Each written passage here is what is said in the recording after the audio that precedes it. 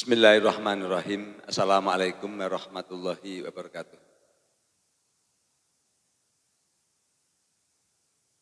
Allahumma sholli ala sayyidina wa maulana Muhammad wa ala alihi wa sahbihi wa dzurriyyatihi wa man tabi' wa ummatihi ajmain. Rabbi zidni ilma warzuqni fahma, Rabbi shrah li sadri wa yassir li amri wahlul 'uqdatam min lisani yafqahu qawli. Amin ya rabbal alamin. Pada hadirin siswa kuliah ilmu kesehatan hewan dan ilmu peternakan di Meyer Laboratories pada hari ini tanggal 24 September tahun 2024 saya akan menyampaikan materi tentang produk aja ya, karena kalau materi tentang ilmu kesehatan hewan dan peternakan sudah sering, jadi saya akan menyampaikan materi tentang produk yaitu sekarang Biozim.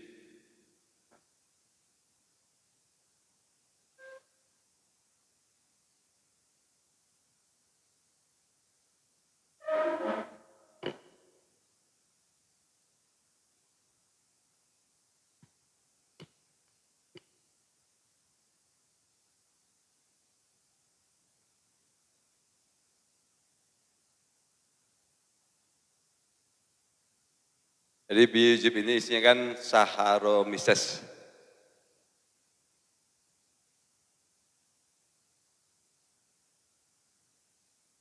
Jadi kalau secara umum ini maksudnya golongan yeast. Jadi mikroorganisme itu ada virus, ada bakteri, ada jamur, atau mold, atau yeast ini. Kemudian ada lagi namanya protozoa. Semua mikroorganisme tersebut itu ada yang menguntungkan, ada yang merugikan. Ada yang patogen, ada yang tidak patogen. Jadi patogen itu artinya dalam jumlah kecil dia mengakibatkan menjadi penyakit. Contoh Clostridium, itu patogen. Jadi kita luka, kemudian ada Clostridium masuk ke luka itu, langsung menghasilkan racun, langsung mengakibatkan tetanus. Nah, kemudian contoh Salmonella. Salmonella itu patogen. Jadi masuk ke pencernaan, langsung dia mengakibatkan disenteri. Banyak itu namanya patogen. Kemudian itu kalau bakteri. Tapi ada juga bakteri yang menguntungkan. Contoh Lactobacillus. Lactobacillus itu bakteri menguntungkan. Jadi ketika di dalam usus manusia atau ususnya hewan, dia akan membantu memecah makanan, akan menghasilkan asam laktat, seperti itu. Jadi dia malah menguntungkan, dibutuhkan. Ada yang sifatnya di antara dua, ada yang patogen, tapi juga tidak patogen. Dalam jumlah sedikit dia menguntungkan, dalam jumlah banyak dia akan mengakibatkan penyakit, namanya patogen.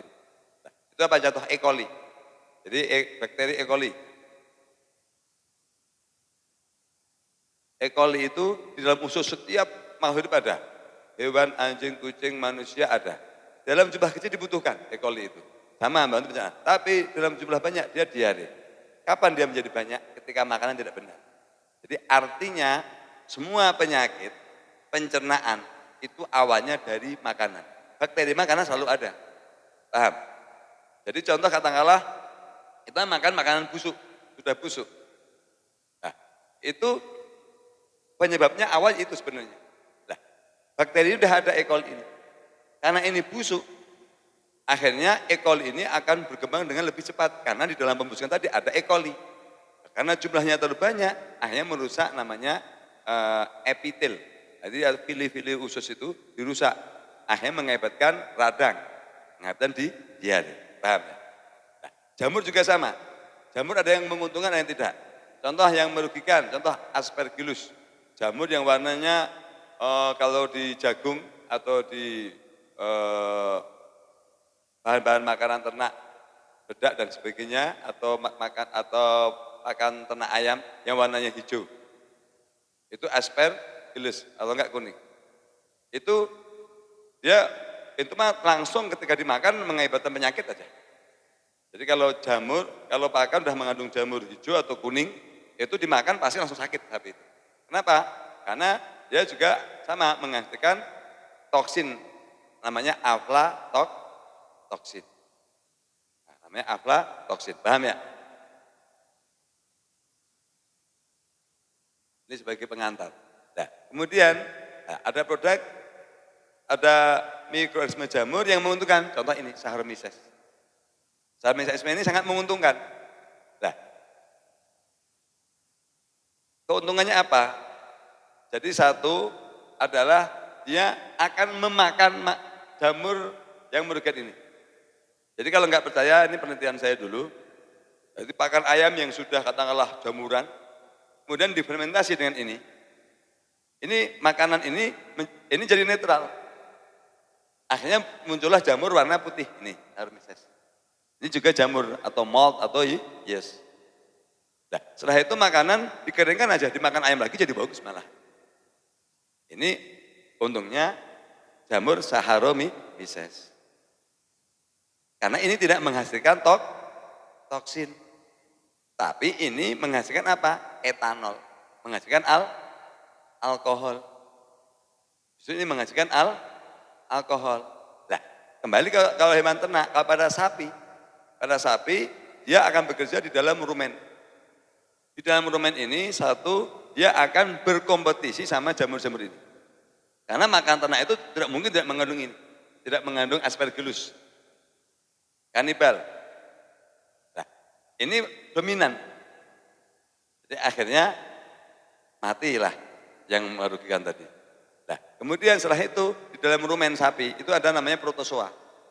Protozoa ini menghabiskan makanan di dalam rumen menjadi apa? Gas, namanya gas metan. Namanya gas metan. Nah, gas ini merugikan sapi. Kenapa? Karena dalam jumlah banyak bisa mengakibatkan keracunan. Karena metan itu temannya alkohol, metanol. Kalau etanol itu aman, kalau metanol tidak aman. Nah, ini akhirnya jumlah protozoa di dalam rumen itu menjadi menurun karena dimakan sama Saccharomyces. Nah, ini sebagai perkenalan. Nah, kemudian makan apa lagi? Bakteri-bakteri yang merugikan, atau salmonella. Memang tidak selektif, semuanya juga dimakan. Tapi artinya dia membuat sebuah keseimbangan di dalam rumen, sehingga mengakibatkan artinya bakteri-bakteri jamur yang merugikan itu serta protozoa dimakan oleh Saccharomyces. Nah, bagaimana mekanisme kerjanya? Mekanisme kerjanya adalah dia berkompetisi, contoh sapi dikasih dedak, berkompetisi memakan dedak, paham? Karena makanannya sama, ini dominan dia. Dia nanti akan kuat. Nah, ini prolog atau pendahuluan mengenai tentang keunggulan Saccharomyces. Nah, kemudian yang berikutnya adalah ketika dia nanti masuk namanya abomasum. Abomasum itu lambungnya sapi. Jadi lambung sapi itu pH-nya di bawah 3. Maksimal 3, sangat asam. Semua makanan itu akan dicerna di situ kan, menjadi terurai. Termasuk ini menjadi mati semua. Semua bakteri, semua jamur itu menjadi mati. Itulah hebatnya Tuhan. Nah, ini setelah mati, dinding selnya dia, itu mengandung namanya beta glukan. Nah, beta glukan ini apa manfaatnya? Manfaatnya sebenarnya imunomodulator. Jadi apa fungsinya? Menstimulus tubuh untuk menghasilkan antibodi, meningkatkan imunitas. Makanya kalau yang sering saya alhamdulillah kalau jualan biogim hampir tidak ada yang repeat, semuanya repeat. Kenapa? Karena satu, tingkat kecernaan makanan menjadi naik. Kenapa? Karena dia mampu merombak. Jadi yang namanya makanan itu kan kalau sapi gitu ya, seratnya kan tinggi kan, ada jerami, ada onggo, ada dedak, itu serat tinggi semuanya. Nah, untuk bisa diabsorpsi itu kan butuh dilunakkan, bahasa paling mudahnya. Atau kalau bahasa ini diurai. Ya, ini yang namanya Saccharomyces dan yang lainnya juga, tentunya tidak hanya itu ya. Itu melunakkan itu, sehingga makanan mudah terurai menjadi senyawa sederhana, namanya mudah diabsorpsi. Sama di ayam juga demikian. Kenapa? Kalau di ayam lebih butuh. Kenapa? Karena kalau di ayam itu tidak ada proses fermentasi. Dia hanya empedal, mengandalkan mekanis. Jadi giginya ayam itu empedalnya itu. Atau ventriculus. Makanya otot kalau dimakan namanya apa itu? Oh, ampela itu kan. Ampela itu dimakan kan keras kan. Karena memang fungsinya memecahkan jagung. Itu hebatnya Tuhan. Tapi kalau sapi dikasih jagung nggak bisa. Dia pun giginya gede, jagung tidak akan tercerna. Harus ditepungkan. Jagung, kalau contoh jagung dikasihkan sapi, keluar jagung lagi. Itulah. Tapi ayam dia pun kecil, dia nggak punya gigi, tapi pecah. Jagung keluar menjadi kotoran. Nah, tapi mau empedal maupun gigi sapi itu tidak akan sempurna bisa mencerna makanan. Karena harus dengan enzimatis. Nah, inilah menghasilkan enzim. Setelah secara mekanis, secara kasar, kalau sapi dikunyah dengan contoh tebon jagung dikunyah sama gigi, kalau pada ayam jagung remas sama empedal itu atau ventriculus itu dia masih kasar, dilunakkanlah dengan enzim-enzim yang dihasilkan oleh bakteri, jamur ya diantaranya Saccharomyces. Kenapa ini Saccharomyces? Ini penting karena secara alamiah Saccharomyces secara alamiah tidak ada di dalam rumen sapi. Masalahnya kenapa? Perlu dimasukkan karena untuk meningkatkan karena tidak ada dia, tapi dibutuhkan, tapi tidak ada adanya protozoa, kemudian bakteri yang seperti tadi itu adanya ini dibutuhkan. Makanya pemberian Saccharomyces selalu signifikan. Nah, kemudian bagaimana? Nah, dengan katakanlah istilahnya makan itu cepat tercerna di dalam rumen sehingga cepat masuk. Akhirnya jadi sapi itu kan memamah biak. Jadi kalau di sini belum lunak, naik lagi, dimamah lagi. Ini namanya mastikasi. Belum lunak lagi. Nah, kalau seandainya dibantu dengan Saccharomyces ini cepat lunak. Ketika cepat lunak, cepat dialirkan ke abu masum, cepat dialirkan ke usus. Cepat dialirkan ke usus berarti cepat diabsorpsi. Cepat diabsorpsi berarti cepat keluar fesesnya, kotorannya. Kalau cepat keluar kotorannya berarti pengosongan lambung atau pengosongan rumen ini menjadi cepat. Kalau pengosongan rumen ini cepat berarti dia lapar kembali. Kalau lapar kembali berarti dia nafsu makan akan naik. Paham ya? Jadi keuntungannya begitu. Jadi keuntungan Saccharomyces sebagai inti saja. Satu, dia membantu kecernaan makanan dari serat kasar menjadi senyawa yang lebih sederhana sehingga mudah terurai. Paham ya? Dua, jadi dinding selnya ini setelah mati dia menghasilkan beta glukan yang mana meningkatkan imunitas. Jadi daya tahan tubuh sapi ketika diberikan ini dalam jangka waktu terus menerus dia akan menjadi lebih bagus terhadap penyakit. Cuman ini kan bukan kimia. Kalau bukan kimia itu pasti kerjanya tidak akan instan. Beda kayak vitamin injeksi. Beda. Harus diberikan setiap hari. Makanya sebagai campuran pakan. Kalau kimiawi itu diberikan sekarang jarak paling lama 2 menit langsung reaksi. Tapi ya langsung hilang paling lama, paling cepat 12 jam. Itulah kimia. Atau vitamin apapun itu kan kimia. Kalau yang begini tidak. Cuman dia stabil. Itu hukum alam. Yang cepat naik, cepat turun. Yang lambat naik tapi naik terus. Dia juga berusaha untuk turun. Itu hukum alam. Artinya ini untuk menjaga kesehatan sapi dalam jangka waktu keseharian dan panjang. Itu. Nah, kemudian apa ukuran nanti keberhasilan Saccharomyces? Itu nanti dari feses, dari kotorannya. Kotorannya itu pasti cenderung tidak bau. Diberikan. Cuman tidak akan nampak sekarang hari ini. Ini memang nampaknya 7 hari rata-rata. 7 hari baru akan nampak. Ini kalau yang bagus 3 hari baru sudah kelihatan. Jadi dia kotoran tidak akan bau. Jadi kalau apa penting aplikasinya untuk peternakan-peternakan di sekitar lingkungan masyarakat. Karena permasalahan sosial daripada peternakan di masa itu ada bau kotoran kan. Nah ini menanggulangi menanggulangi bau kok kotoran. Jadi rata-rata alhamdulillah saya kemarin kan, saya kan 100 hari itu di Cikalong. Itu kan benar-benar baunya kayak nangka malah. Kotoran itu baunya kayak nangka. Wah, itu benar tidak bau. Kotoran menjadi tidak bau. Kemudian yang berikutnya adalah apa? Nanti ukurnya feses. Itu kotoran ini cenderung lebih kalau kita pegang ini lembut. Jadi sangat tercerna. Jadi kemudian warna. Dari warna itu jadi hitam enggak, hijau enggak, gitu. Kuning enggak gitu. Jadi cenderung istilahnya gelap, tapi tidak sangat tidak hitam sekali enggak, paham ya? Jadi warnanya cenderung menjadi lebih hijau pekatah. Jadi ukuran berhasilnya biogim itu. Kotoran tidak bau, kemudian teksturnya lebih lembut, yang ketiga jumlah feses menjadi lebih sedikit. Kalau misalnya diukur contoh sapi itu mengeluarkan feses, misalnya katakanlah biasanya 20 kilo sehari, itu nanti dia paling menjadi turun, jadi 15 kilo. Kenapa? Karena sari-sari makanan banyak yang terserap. Nah, kalau tanpa biogim, ini sari-sari makanan masih ke bawah sama serat kasar karena orang tercerna, paham ya? Contoh perasannya itu istilahnya contoh kayak gini, perasannya itu lebih banyak. Kalau kurang terperas otomatis kan ampasnya banyak, paham? Logis itu ya, jadi gambarnya begitu. Nah, terus bagaimana aplikasinya? Aplikasinya kalau secara individu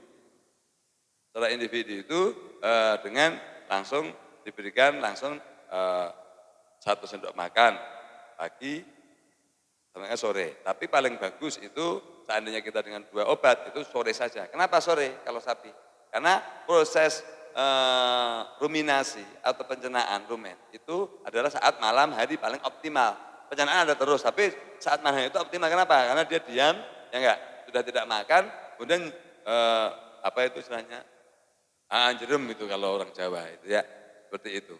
Jadi dan lebih panjang kan, artinya kan jarak dari jam 4 sore kasih makan sampai nanti ngasih makan lagi jam 7 pagi. Artinya jaraknya lebih panjang. Tapi kalau proses pencernaan itu berjalan harus tidak ada berhentinya, keberhentian namanya indigesti. Paham ya? Jadi itu. Nah, cuman catatan, ini karena produk organik. Organik itu biologis, artinya dalam artian bukan kimia. Jadi ketika dicampur dengan sesuatu yang kimia, ini saling merugikan, tidak bisa. Contoh ini campur sama primavit, saya langsung tidak bisa. Tetapi boleh dicampur dalam volume besar. Maksudnya begini, contoh dalam pakan,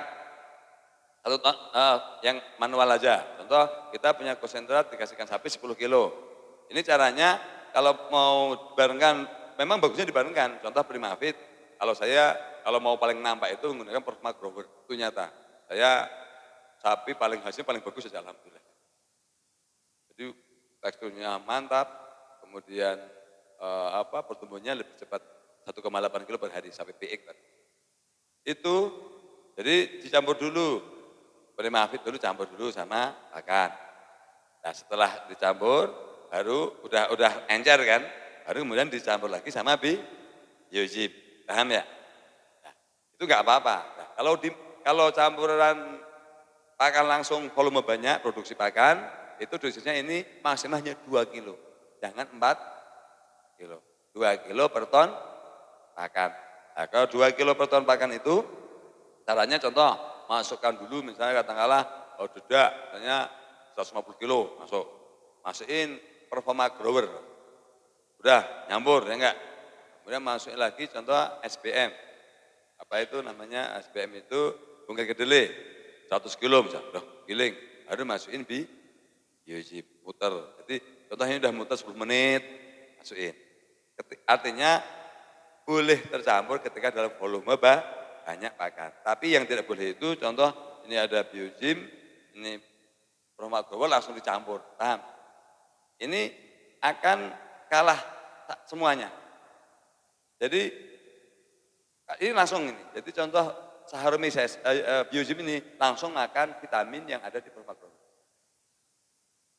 Nah, demikian juga ini kan di dalam Performa Grower ini kan ada komponen yang lain. Contoh mengandung mangan atau mengandung zinc atau apa. Kan jadi dia bukan makan bahasanya kalau gini, membunuh sebagai antibakteri, antimikroba. Nah, ini saling. Jadi akhirnya apa? Ini rugi semuanya.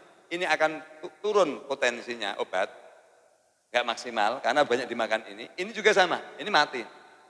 Paham? Tapi kalau sudah dalam volume besar, tidak. Paham? Karena konsentrasi rendah. Paham ya? Gitu. Jadi ini keunggulannya Biogym. Nah, Bapak Ibu semuanya, ini kalau Bapak Ibu semuanya jual Biogym, ini seperti orang jualan ya namanya pakan. Pakan itu tidak pernah berhenti, kalau obat hanya sakit. Makanya saya kan kalau memang jualannya Biogym itu, Biogym, rumah grower itu kalau udah sekali memang itu kelihatan, ya orang terus. Itu keunggulannya di situ. Dan susah, untuk dirubah orang susah.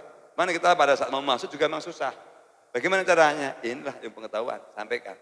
Karena mohon maaf bukannya ini ya, jadi kan karena kan pengetahuan bangsa kita itu, jadi mohon maaf kadang-kadang yang kelasnya dokter hewan, insinyur pun kalau dia tidak menekuni, sudah lama tidak belajar, dia juga lupa. Jadi artinya perlu kita sampaikan. Cuma kalau punya basic nanti dia cepat terbuka kembali. Memang lebih cepat jual kepada orang yang pintar. Orang pintar dia akan menerima. Kalau saya alhamdulillah kebetulan jualnya sama dokter hewan, sama insinyur, rata insinyur lah. Itu dia, oh ya masuk akal. Dia ngeh langsung dicoba, pakai. Jadi itulah, jadi Biogym. Dan produk-produk ini produk sangat safe, sangat aman. Sangat aman. Justru sangat, yang jelas ini sangat menguntungkan lingkungan. Karena dia sampai katakanlah lingkungan sosial itu tidak mengakibatkan pencemaran polusi bau. Jadi contoh kalau suatu desa contoh ada peternakan sapi, itu kan sapi itu tanpa Biogym kotorannya banyak mengandung amonia. Yang bau itu adalah amonia. Nah, otomatis oksigen di situ itu akhirnya tercampur sama amonia. Akhirnya konsentrasi oksigen menjadi menurun. Dihirup manusia, lama-lama amonia ini memang berbahaya, baunya juga tidak enak kan. Apa? Namanya nanti kadar nitrogen di dalam darah menjadi tinggi. Nah, itu namanya akhirnya menjadi urea di dalam darah. Namanya uremia. Ketika urea di dalam darah, orang mudah pusing. Ya, mohon maaf, makanya kadang orang kenapa pernah pusing. Contoh rumah nggak pernah dibuka, mudah pusing. Saya kan jujur aja ya, saya itu kan tidur tuh hampir nggak pernah di kamar, tidur pasti saya di luar. Artinya di luar itu ruangan begini. Dan saya jarang kan di dalam ruangan, jadi langsung kontak terus sama alam. Kalaupun saya di ruangan sebentar keluar lagi. Itu cenderung sehat. Kenapa? Oksigen. Karena nomor satu adalah kiriman itu oksigen. Apa buktinya? Saya sering sampaikan, kalau orang itu tidak makan 3 hari tidak akan mati. Tidak minum 1 hari mungkin hanya haus tidak akan mati. Tapi oksigen detik mati. Ya enggak? Langsung dicekik, itu kan langsung mati. Nah, inilah makanya, nah, apa kaitannya sama peternakan? Ketika contoh khususnya peternakan tingkat komersil, namanya sapi biik, itu kan satu kandang ukurannya cuma rata-rata berapa ya? 10 kali 10, isinya 40 ekor. Kotoran itu dibuang paling cepat rata-rata 3 hari, yang itu yang bagus. Tapi rata-rata seminggu, rata-rata 2 minggu. Kotoran begitu banyaknya. Bayangkan seandainya itu amonia itu tinggi. Kan kotoran kan numpuk. Otomatis berarti kan akan mengakibatkan dihirup terus sama sapi. Makanya sapi tingkat stresnya tinggi. Kalau stresnya tinggi pasti menghambat pertumbuhan. Nah ini untungnya makanya kalau untuk skala sapi komersil, ini Biogym sangat penting. Kenapa?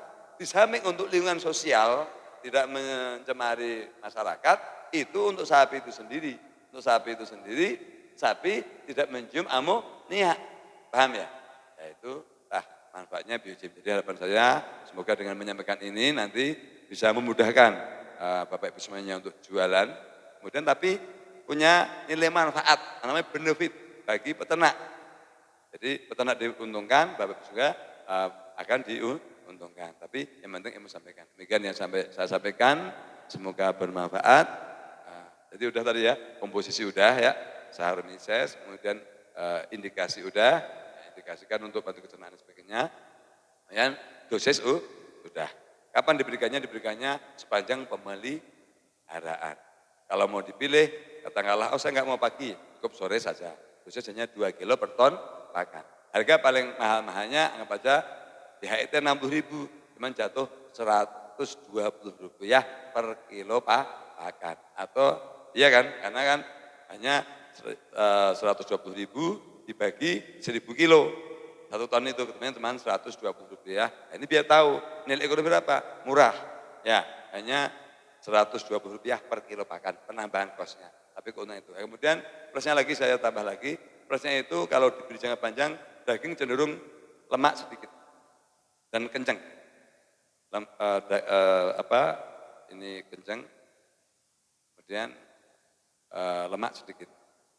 Nah, cuman jangan salah, tapi jangan sampai aplikasi. Kalau bagaimana untuk memfermentasi pakan? Boleh, tetapi sebenarnya tanpa artinya dengan memfermentasi pakan apapun, dengan biogim atau dengan merek apapun, itu hasil pakan fermentasi ini tidak boleh dalam jumlah banyak dipakai ke dalam saat. Kenapa? Mengabetan kembung. Jadi kalau mau gitu minimal dianginkan. Jadi jangan sampai contoh, kecuali complete feed difermentasi maksimal ya cuma semalam saja atau 3 hari. Tapi kalau ini dalam waktu panjang, contoh seminggu, pakan difermentasi, sapi hanya dikasih makan itu aja pasti kembung. Paham? Ini penting. Ini takutnya, jadi apa? Ya, porsinya paling hanya berapa? Porsinya itu maksimal kalau pakan fermentasi itu hanya 30%. Jadi harus ada pakan kering yang lain. Paham ya? Jadi tidak boleh full dikasih makan fermentasi, masih kembung. Takutnya kalau ini nggak disampaikan, nanti muncul masalah. Beda halnya tadi, dicampur dengan pakan langsung, paham? Bukan difermentasi dulu. Jadi artinya pakan kering langsung dikasih biogim. Atau pakan kering langsung dicampur sama biogim langsung dikasihkan. Beda ya? Itu beda. Tapi kalau fermentasi kan kondisi basah. Fermentasi lebih cepat, ini mengakibatkan kembung. Ini kalau nanti tidak disampaikan, nanti bisa dikomplain. Sampai mati kita dipersalahkan. Paham ya? Terima kasih, semoga bermanfaat. Billahi taufiq hidayah. Wassalamualaikum warahmatullahi wabarakatuh.